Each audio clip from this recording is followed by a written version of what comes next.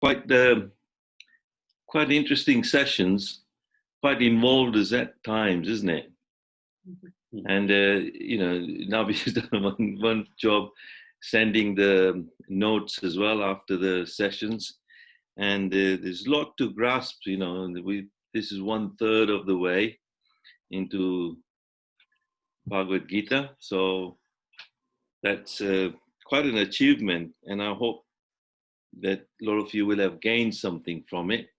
So to start with, this review of Bhagavad Gita, and I'm going to try and make this session as interactive and as responsive from the participants as possible.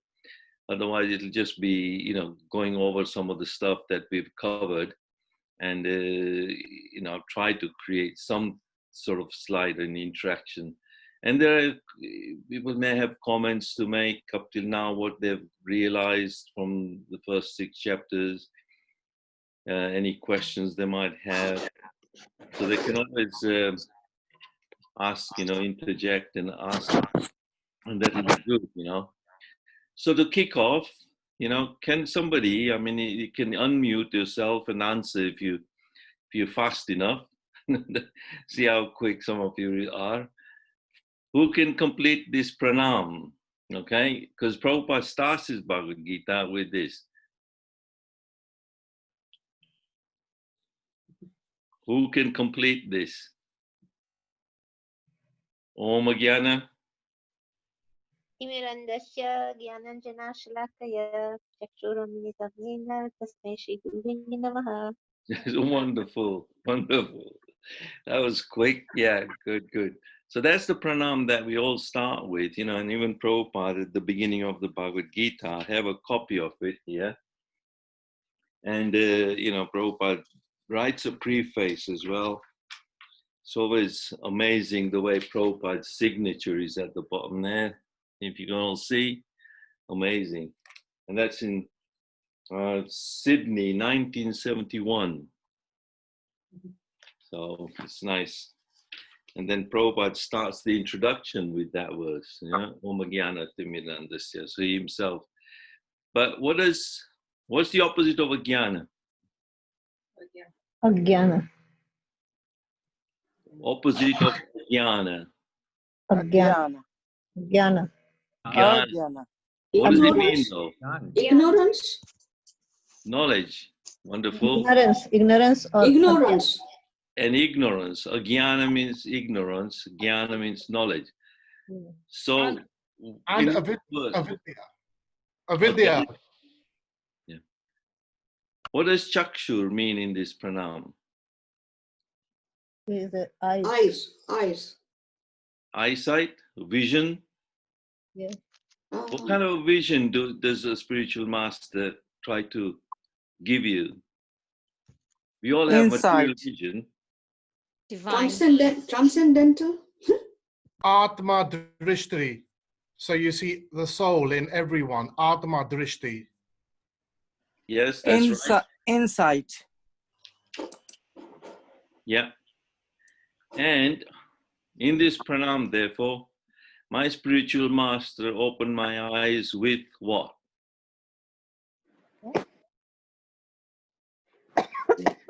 What does he say here in this verse? Gyan. Yeah.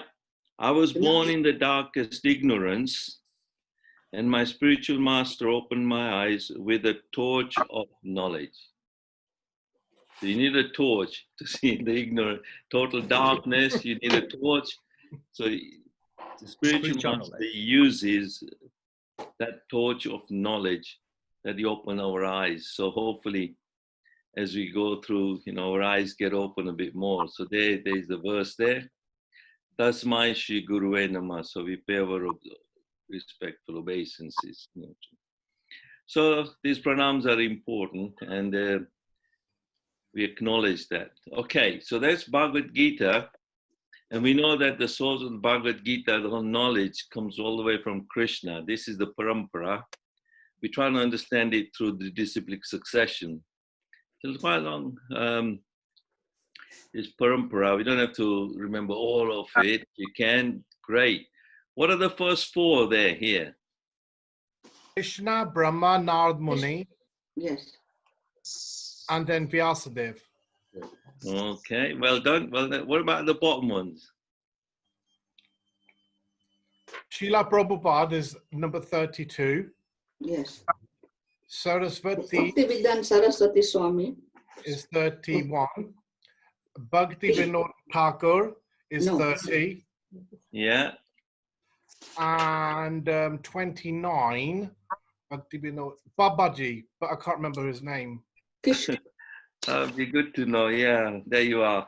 Krishna, Brahma, Narad, Vyas, then it goes down all the way.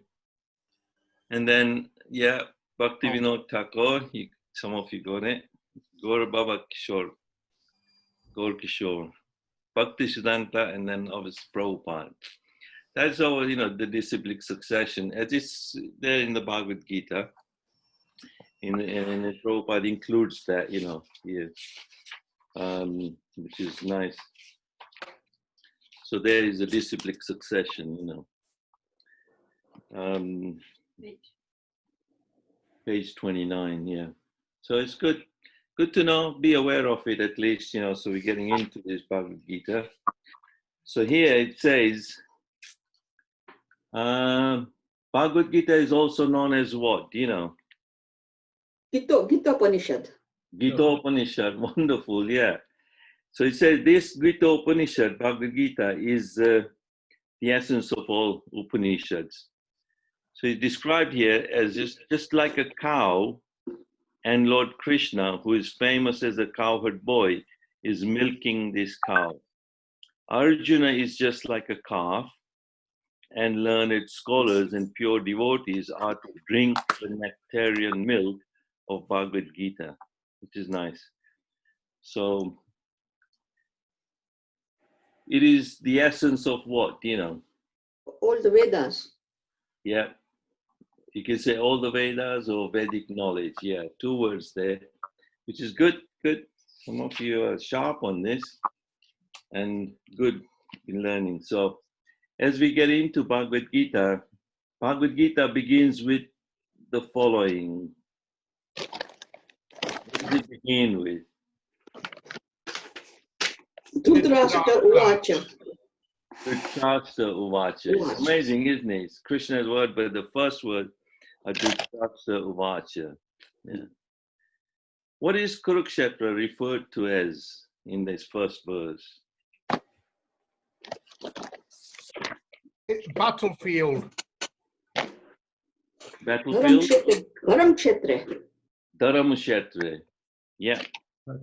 So as soon as it Dhritarashtra, Dhritarashtra Uvacha, then it said Dharam Kshetre, Kurukshetre, Samaveta Yudutsava, Mamakaha Pandavascheva, Kima Kurvata Sanjaya.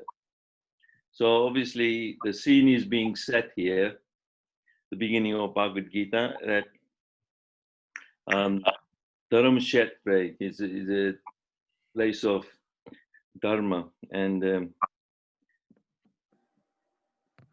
so it says, after my sons and the sons of Pandu assembled in the place of pilgrimage at Kurukshetra, desiring to fight, what did they do?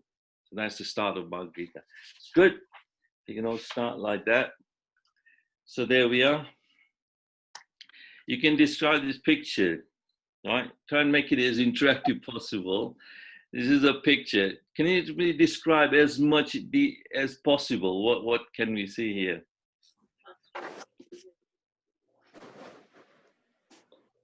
Is sorry, Yudhishthir and Sanjaya. No, sorry, not the Dhritarashtra Dhritarashtra and Sanjaya. Sanjay and Vishrat, blind king. Yeah. Dhritarashtra seems anxious and trying to get some knowledge about the war from Sanjaya to see how they are doing. And the vision was given by Srila Vyasadeva to Sanjay. Yes. Dhritarashtra was initially asked, would you like to see the war? And Dhritarashtra said no, because I have never seen my sons alive throughout my life. Why should I see them now, just in case they're going to pass away? And then Vyasadeva passed it on to Sanjaya. So Sanjay is relating the whole battlefield, which he could see with divine eyes, I believe, divine vision. Wonderful. Yeah, wonderful. So a lot of questions we can ask about, what are characteristics of Dhritarashtra then? What can we tell more about him? He's very greedy, Greedy, selfish, He's fearful. selfish huge as amount well. of, he's got huge amount of love for his children rather than for his brother's children. Yeah, a lot more attachment, Lot more. Yes. and even a little bit of resentment towards Pandu's children. Yes. Not Yeah. little, a lot. He sees his own dreams through his through Duryodhana's eyes and Duryodhana's actions. That's right. And not only just we just referred to this first verse where we said Chakshur. He didn't even have a spiritual vision, did he? He was blind. So Yeah. physically blind, And mentally blind as well. spiritually blind as well. Even- Yeah. Yeah, And- mentally. And apparently a blind king is not supposed to rule the country. Yeah. So that would be one of the questions is, 5 characteristics of at least 5, 5 we can make. Was he a suitable king? No. No. He has lots of mamkara, like my sons, what are they doing? So it's that's as well. So lots of mamkara. He's not thinking about Pandu or whole. But he, He wasn't fair at all. Not being fair with both Fair. the He was Yeah, so he has much to be he fair. was so much concentrated for his children that the state, the Hastinapur came secondary in his priority. That's right. Very good. Yeah. Hastinapur was more or less second to him. And a king should be ruling over his praja, not just thinking. So more as one of the, in Mahabharata, I think one of the comments Krishna made that basically on the throne, there's only a father sitting. No, there's no king there as such, really. Yeah. He was more concentrating on Duryodhan. Yes, and another thing is his ancestor was King Bharat, who gave his Raj, to someone who was qualified, not his own son. So you could see how much he had actually fallen when you should be giving the Raj to that person who is qualified. That's right. Yeah. It's more on quality rather than just inherited, or passed down, or just take it as by manipulation rather. So he's done all those sort of things, So and anything more you can say? yeah. He always thought just because he was eldest son, he should be the king, in spite of And he's being he was always sort of blaming himself that because of his blindness, he's never got over that problem that he was born without a sight. And he's always blaming the sight for not getting the kingdom. Yeah. Nabi, you said something nice in one of the classes about why he was in this predicament in this life. Not only he had so much attachment for just one particular son, which was obviously Duryodhan, and he was really the one of the most spoiled child you can ever have. Throw tantrums for anything, he would do anything. And throwing tantrums, he manipulated his father, control of father. Sometimes children do that. He didn't have any way of disciplining his children, did he? Yes, that's right. He wasn't strong enough to discipline his children. And when we give in to your children like that, when and the habits of children start from young age, what lesson can we learn from that? Is that when the children are throwing tantrums, and if we give it in all the time, I want my sweet, I want this, I want that, then the children grow up to be spoiled, So in that way, you can see Duryodhana is the epitome of it. But you said something about his past life. Can you expand on that? Oh, yes, that's right. Because he asked Krishna, why did I have to see my 100 sons die? And Krishna explained to him that 50 lives ago you had killed a some baby birds, and you were hunting. You enjoyed watching them die. So in this life, you had to suffer the loss of your 100 children. So then he asked, why did I have to wait 50 lives? And Krishna explained that you had to accrue enough piety to have 2 children in every life. So for 50 lives, you kept accruing piety to have 2 children. So in this life, you were able to have the 100 children. And because you made those baby birds die and enjoyed seeing them die, so in this life, you had to suffer in seeing your children die. So quite a heavy bit of karma. Heavy karma there, isn't it? You know, it's we don't understand the intricacies of karma and such. You know, the actions, the reactions that we. Yeah. So, anything more? Anybody can expand? Excuse me, Nabi. Was it every two lives he wanted kids, or did he have kids, or what? No, I didn't get that point. He accumulated in one life. He would do enough pious activities to be eligible to have 2 children. Okay. But he had no children until the 50th life, and that's all in one go. Okay. Yeah, so Thank he, of all the 100 children, you know, we don't hear much about the other 100, but we do have you know, Duryodhana is the main, and then Dusasana also, you know, the 2 main. And what about his wife? Can anybody say anything about his? Her wife's name is Gandhari, but she could see. But when she got married to Dhritarashtra, she decided to also put blindfold herself throughout her whole life. She was also a Shiv Bhagat, and actually out of the 2, she's the one who actually had a conscious.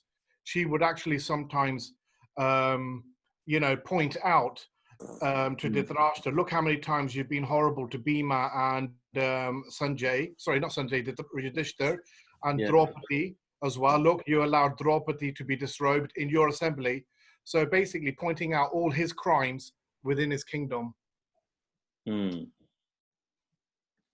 Yeah, that wasn't an you know, to have a partner as well who's also going to be blind themselves and then not have any positive support is also not favorable for him as well, is it, in his predicament, you know. Okay, so that's nice. That sets the scene for this Bhagavad Gita, and obviously it has led to this position where the war in Kurukshetra is going to take place, and Krishna is in a position to. Okay, let's go to this picture here. You know, can we expand on this? Any particular things we can ask about it, or questions you can ask, or questions you can raise? Hanuman's flag. That's very important. Amazing, yeah. That's probably, you know, it's not just only sets the scene in between the armies. There's a big war about to start with the Supreme Personality of Godhead, with Arjun as well, and then right on top is Shri Hanumanji as well. You know, so that just sets the scene. That's right. Very good. You know, very, very important to notice that you know, even in the Bhagavad Gita, you know what the verse is? One of the verses says,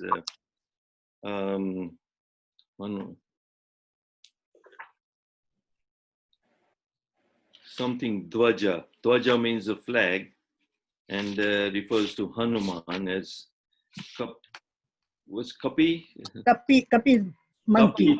Kapi means monkey. Kapi means monkey. Kapi means Dwaja. Monkey. Yeah, marked with Hanuman. Yeah.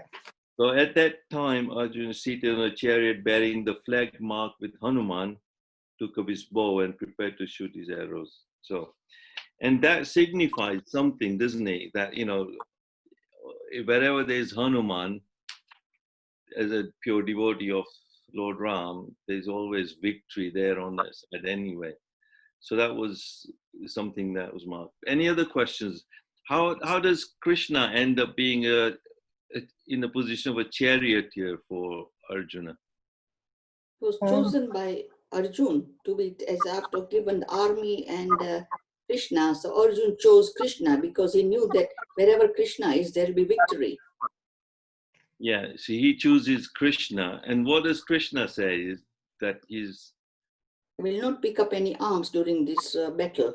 Yeah, he's not going to use any weapons or take part in the war, or he'll only be just the charioteer. And it was a choice between himself, Krishna, and the Narayan army, which Arjun said, no, I don't want, I just want you. But Duryodhan, smiling, ran for the opportunity and said, I'll take your Narayan army. That's right, yeah. So what about other great warriors that were on this side of this army here? Can anybody think of any personalities? Drupad.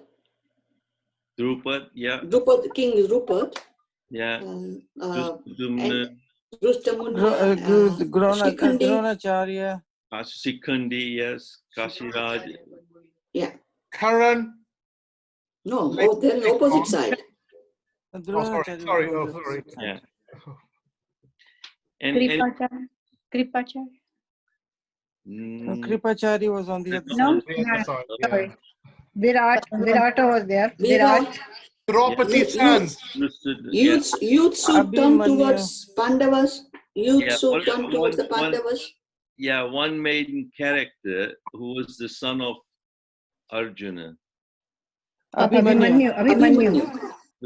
Yeah. So there were great warriors like Abhimanyu, Draupadi. But there were also all the 5 children of Draupadi. Yeah. Good. Well done. I'm glad you some good scene. What about on this side then? Dronacharya, Kripacharya, Karna, Bhishma Pitama, Bhishma. 100 sons of 100 Kurus. Yeah. And was it Shailya Maharaj? Shailya? Yeah. So many other great warriors. Matasya. Yeah.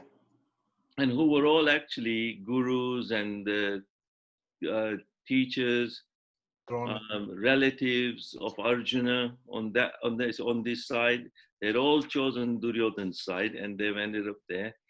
And obviously, as what's his name? Pitamba mentioned, Bhishma Pitama.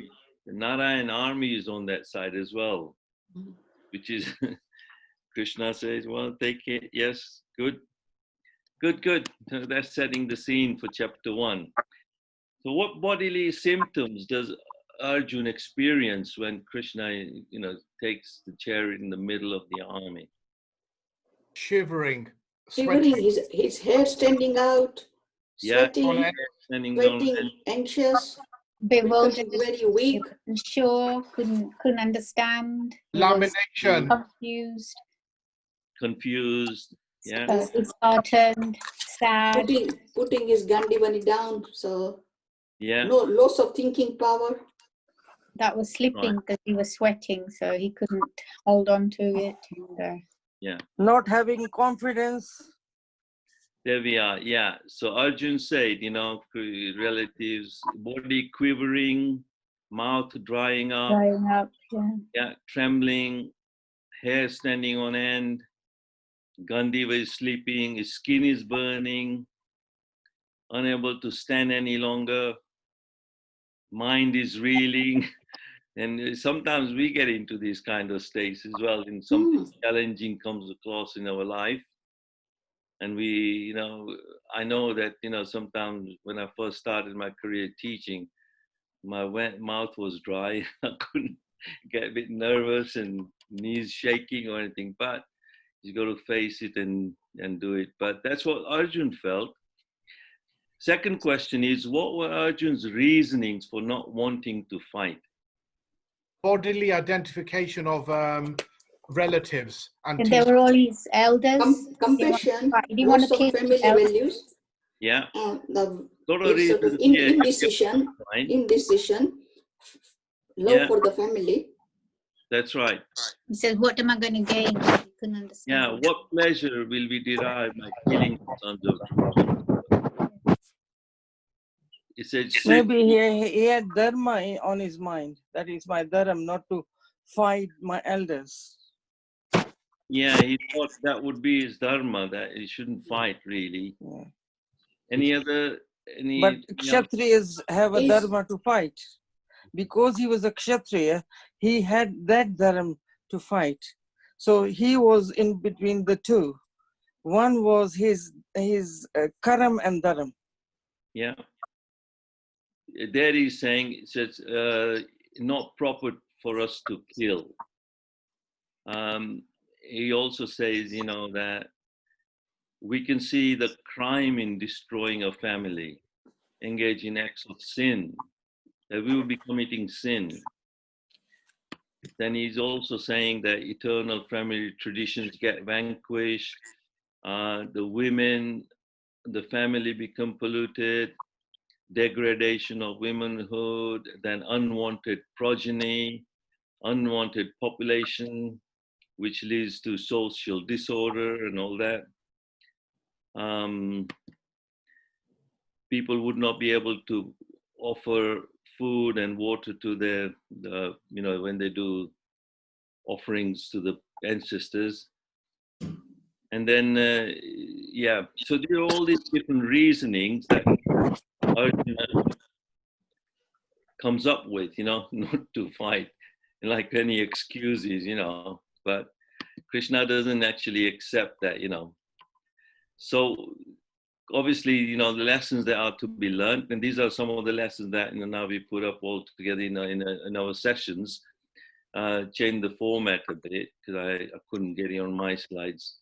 So this thing about I and mine, Dhritarashtra just saying my son, my son, my son, and Duryodhana also saying my kingdom, I, me, my kingdom, and taking everything. Taking is another thing. I just want to take the kingdom. I will not even give for 5 villages. So yeah, sorry, these are all the different lessons. Yeah. Any other comments? These were some of the lessons that some of you might remember. Don't really want to go through, but I'll keep them here if you want to just quickly recap. So in our thoughts, words, and actions and possessions, we can think about what's going on in our life. We are also blinded, need help. Okay, despite the intensity of the situation, Arjuna takes time to reflect. Excuses that we can come up with sometimes. The more we sweat in peace, the less we bleed in war. Nabi's text here, which, okay, so we can often, we come up with excuses not to do any tapasya and enjoy my senses, stop worshiping the demigod. So these are a few lessons that were actually highlighted when we were doing that. So that more or less, anything else from chapter 1? Anybody wants to say anything or any realizations? Yes, there's something that about Duryodhana, why he was, I know he was such a stubborn, must have been very stubborn when he was quite young, but nobody could control him. I think if he was well controlled, or should have been, especially by Gandhari, then such a situation I don't think would have risen up at all. He was such a wild child, could not be controlled. That's one of the characteristics of a very, very materialistic person, isn't it? He was also, in a way, blinded by his own desires, and his ambitions. So when we have such strong ambitions and strong desires like that we oversee everything, and then his actions are obviously leading to karma and adharma, which is, not religion, something that doesn't even please Krishna. Krishna isn't even pleased with it, but he doesn't interfere with anybody's actions and reaction. He's just pointing out that, look, no matter what you do, consequences are there. Maybe this lifetime, that lifetime, doesn't matter, but the consequences are there. Excuse me, maybe from last lives, he has been striving for possessing something. He's not getting maybe in this life, he's still trying and he's not going to get it anyway. So maybe it's one life after another. He's just trying it. Yeah, that's right. You don't know. We are not in a position to judge anybody's previous karmas, and these characters have come, and many of these such characters like Duryodhana have come and gone, and there are so many of his followers, we might call them followers, people like them are still ruling over, and that's what material nature is. But when we start to understand this and then unravel this mystery of actions, reactions, karma, then we can decide, what is the right path for us. Okay. Did one last question? Hello. Yeah. Did Duryodhana ever realize, even in the end when he was dying, that what he is doing is wrong? Did this ever realize to him? Well, will he have ever realized? Even I at don't on think his so. deathbed, or Even Duryodhana, even Dhritarashtra, he thought he's doing his dharma. He questioned, he said, my dharma is to look after my son and please him. So if somebody comes out with that kind of dharma and comes out and said, this is my dharma, is he right or wrong? I don't think Duryodhana ever realized the rules of his ways, but Dhritarashtra in the end was. Yeah, he was a bit repent. Yeah, by Vidur, that you are still living here in the kingdom which is now ruled by the Pandavas. You're just like a beggar. You should just leave and go and become self-realized. Yeah, he does realize, but right. He does realize. Someone like Duryodhana, I don't think he would. Right to the point when he was just lying on the ground dying, he was still trying to win the war, and Aswatthama and people like them were still trying to support him, make his dreams come true. This was partly fueled by Shakuni, isn't it? He was fed by Shakuni. Yeah. Shakuni had kind of trained him or treated him or groomed him, you might call it, Yes. from a very young age. A character like that, shouldn't be allowed, from a very young age he did that, but that's what's led to this Bhagavad Gita and knowledge. Okay. It also shows that, if our parenting, what it can do to us, if we don't get the spiritual education right from the young age, and this is, how we can turn out as well. Yeah. Sorry, can you repeat that? Yeah, just saying that the parenting, Dhritarashtra and Gandhari, has come through into Duryodhana's character, because they didn't give him the spiritual education. No. So that is another. He had the best education. He studied along with the Pandavas. They both had the same type of educations.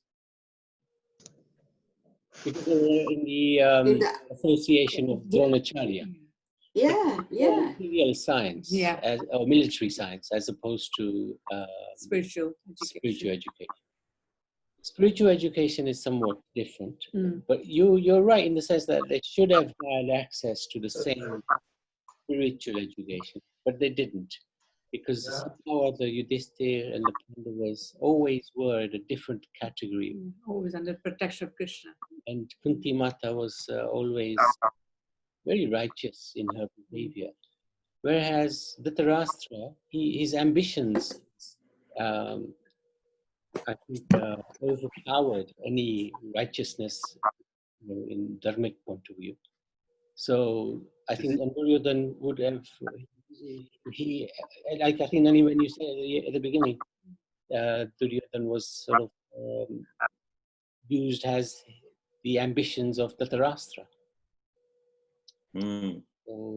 Surprisingly, the gurus also had to go, or chose to go, on the Duryodhan side. That was a very sad thing for a guru to make a choice.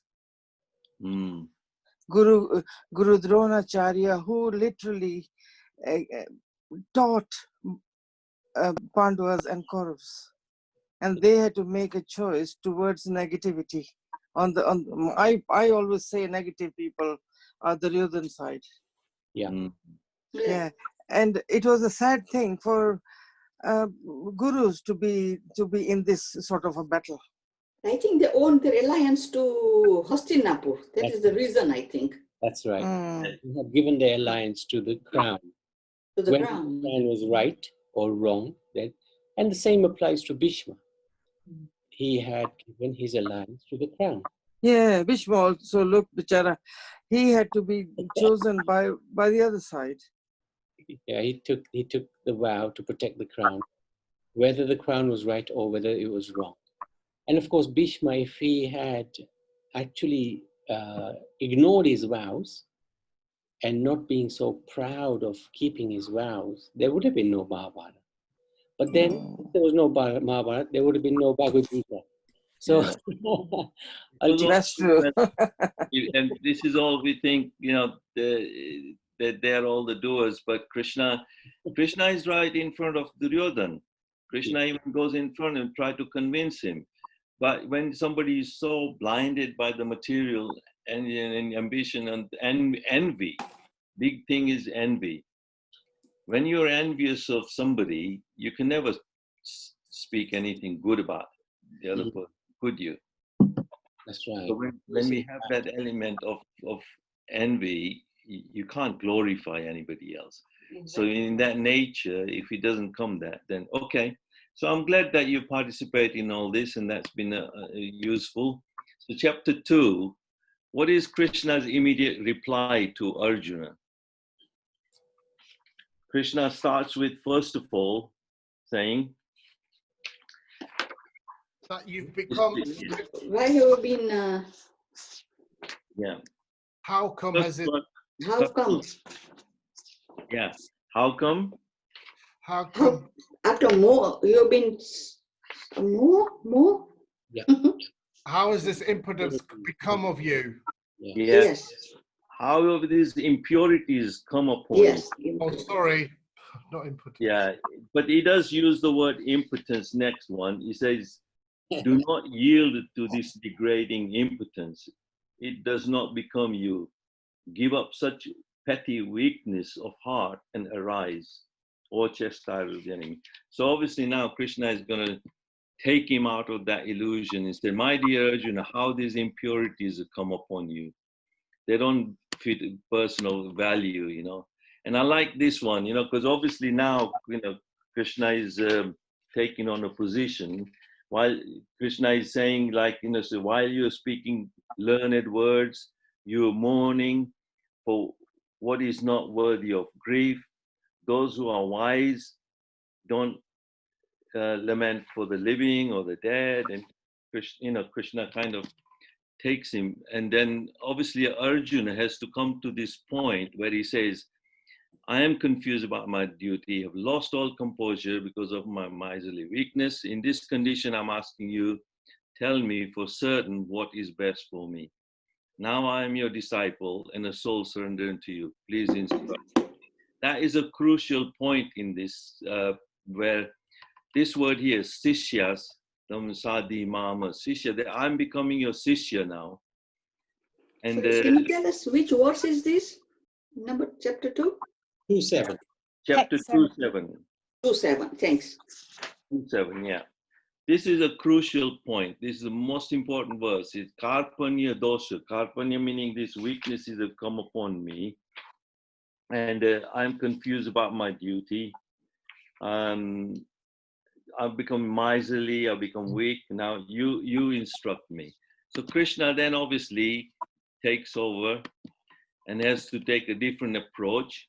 He says, Krishna, now I'm going to have to take you out of this illusion and miserly weakness and get you into position. So he starts to tell him that your dharma as a Kshatriya is to fight. You have to fight. So first thing he starts to tell Arjuna is that the wise don't lament living or the dead. Yeah. And what else? How does Krishna guide him out now? Can anybody remember? Krishna explains, never has there been a time where, you or us kings, all these kings you see before us have ever, existed. We've always been around, and then moves on to describing the qualities of the soul. One of them, it cannot be burnt by fire. Yeah. And there are many more, but I leave that to other devotees. Well, yeah, that's right. But they say, he also gets him to a point of understanding that all living entities are actually an Atma, a soul. And just as a body goes through boyhood to youth, to old age, to disease and all like that, goes from one body to another,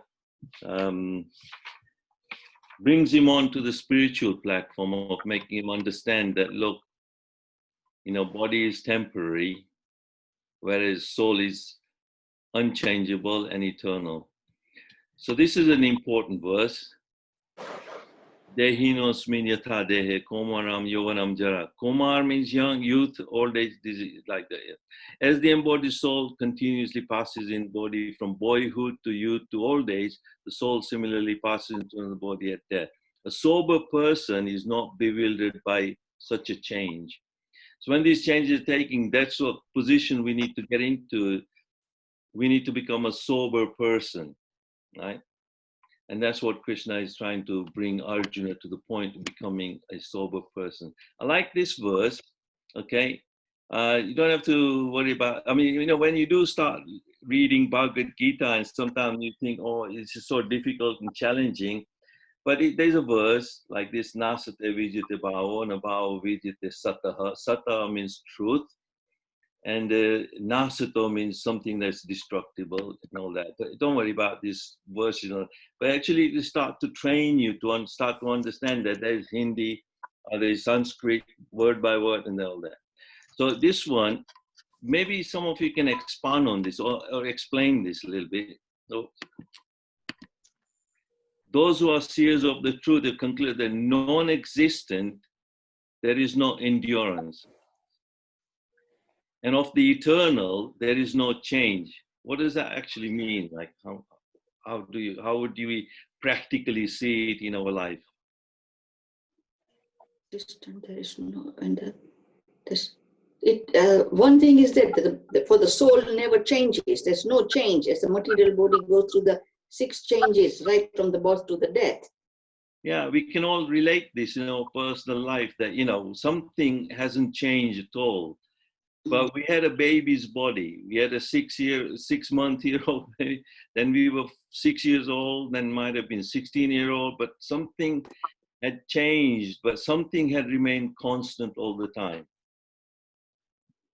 And that is the real you, whereas the body has been changing all the time. And that's what the truth is, and the seers of the truth can actually see this. And this is what they've concluded by studying the nature of. So when we look at the nature of it, then we can start to see what is permanent and what is not permanent, what is changing, what doesn't change at all. And that's I like that bit of verse, so you don't have to. Okay, what are the characteristics of the soul? Because Pitamba just mentioned a few that you can expand on it. When Krishna starts to describe the soul in some ways,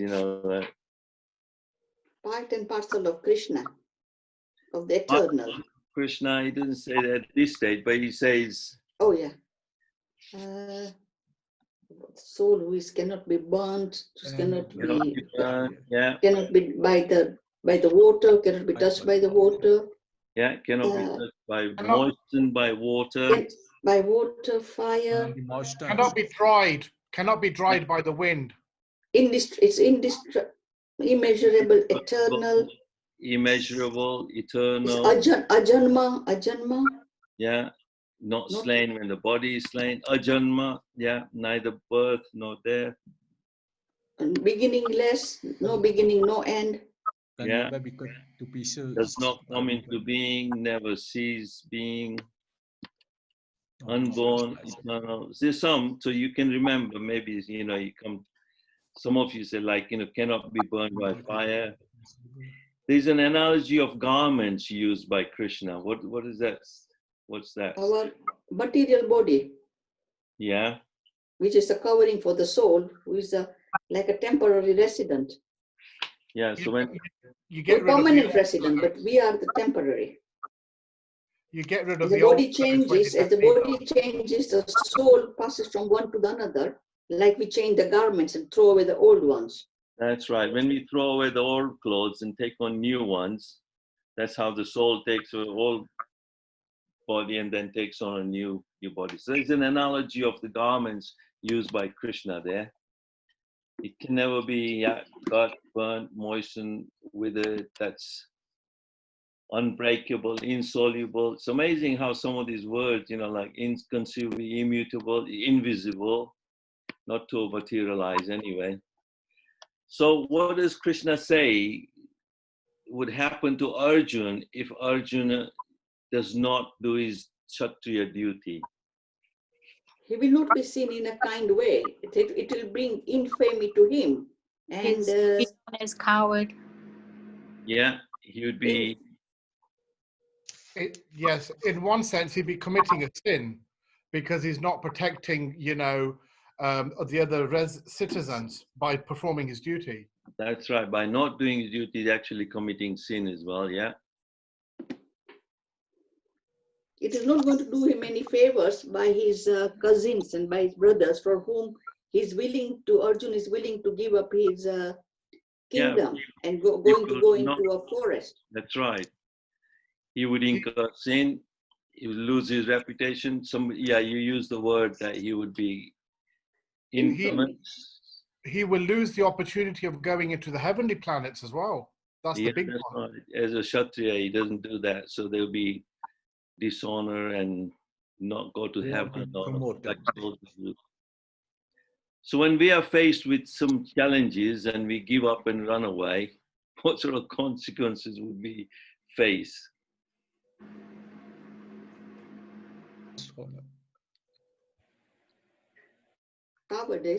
Cowardice attitude.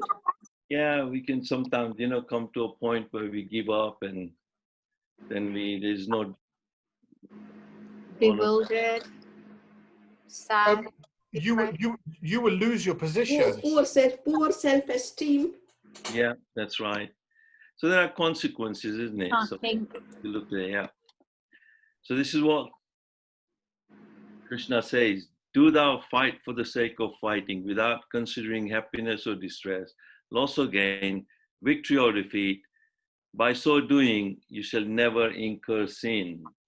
So by doing your duty and dharma, you will not have incurred sin. There will be action reactions, but maybe not. See, I don't know what level. Some practical insights that I see in these two verses as well, okay? When we make an endeavor towards this understanding of spiritual life, there is no loss or diminution, as Krishna is saying. A little advancement on this path can protect one from the most dangerous type of fear. So any effort that we make towards understanding Krishna, moving towards Dharma, will protect us. And even there is no loss. As we have covered in the past, we will not have lost anything. And those who are on this path are resolute in purpose. The aim is one. And that's interesting because, you know, when we got this dhya, an aim in life that, you know, I want to understand Krishna, I want to understand who I am, and I want to see my relation. I want to go back home, back to God. I've had enough of these characters like Duryodhana and Dhritarashtra and confusion and material life and birth. Then maybe I need to understand where I need to be. And then your purpose becomes one. You are not confused. And Krishna says here that the intelligence of those who are irresolute is many branched. It means, like, you know, you're all over the place. You know, you follow this, the next minute you're following that, then you're not fixed. You know, you just wondering. It's called a wandering generality. You got no fixed goal in life. So we come to 5 o'clock, Nabi. I'm sorry I took a bit longer on this to the few chapters, and it come to a stage where, you know, Arjuna asked Krishna to describe this, that obviously symptoms of a person who is fixed in transcendence. So then he says, you know, somebody who is actually unaffected by happiness, distress, good, you know, then he is free from detachment. That sort of person is an Atmaram, is fully satisfied. Krishna described the symptoms of a person. And then there are all these other lessons that we've all gone through in the sessions. So you can reflect back onto those lessons as well and review those lessons again. So you get to know what chapter 2 was all about. There's a lesson which is that we all need to have, our bodies are changing, and then how we see ourselves, what is not changing. We covered all that. All this is part of the lessons that, okay, this is important bit, which now I say there is a Swadharma and a Sanatan Dharma. Swadharma is where we have our duty, which is responsibility towards family, and we still have to do that. But the Sanatan Dharma is the Dharma of the soul. As a soul, what is my responsibility? As a soul, what is my characteristic? What is my duty? And that's, we can distinguish, and we have to do these side by side. So as Nabi put this in the lesson number 9, that we can't neglect Sanatan Dharma, and we can become preoccupied with Swadharma like Dhritarashtra was. He didn't think of Sanatana Dharma at all. He was just fixed on his son. And then falsely absorbed in Sanatana Dharma. So we got to balance material, spiritual life. So all these lessons, you can all review. I think now we will have sent you the notes. So we can go to chapter 3. I think we'll have to close there because 5 o'clock, devotees will have other things that. Yeah, I know. Okay, so thank you very much for letting me. Thank you. Hare Krishna. Yeah, enjoyed that, Prabhuji. Yeah, it was nicely done. Chapter Nicely 2 sort of summarizes the whole of the Gita anyway. And we talked about Karma Yoga, which is chapter 3. And chapter 5 also is Karma Yoga, action in Krishna consciousness. Yeah. So that's really nice in the sense that you cover it. Chapter 4 is transcendental knowledge, where Krishna explains about his position, how he can remember all his births and why he's come to this world. And also he talks about the sacrifice that is required in terms of gaining knowledge, taking a spiritual master. And then chapter 6, we discussed just yesterday and the day before that, Krishna explains the Astanga Yoga system, which challenges that this is just too difficult. So that Krishna explained, well, Krishna gave him a hint that, well, how are you going to make it in the forest, my friend? You need to stay here, stand and fight. So I think we can probably continue with chapter 7, but I like the style of what you've done. So when I think we finish the Gita, it's worth going through like this, in which we can then continue how you're doing it. So thank you. Okay. Thank you for giving me a chance, and I hope it's been useful. But Yeah, very useful. Expand on this, and we'll do chapter 7 tomorrow. So rest of the other chapters are covered by Bhagavad Gita. I mean, by your notes that you gave out as well. Anyway. Yeah. Okay. Thank you. So Very much, Haribol. Hare Krishna. Thank you very much, Madhusudan. We can do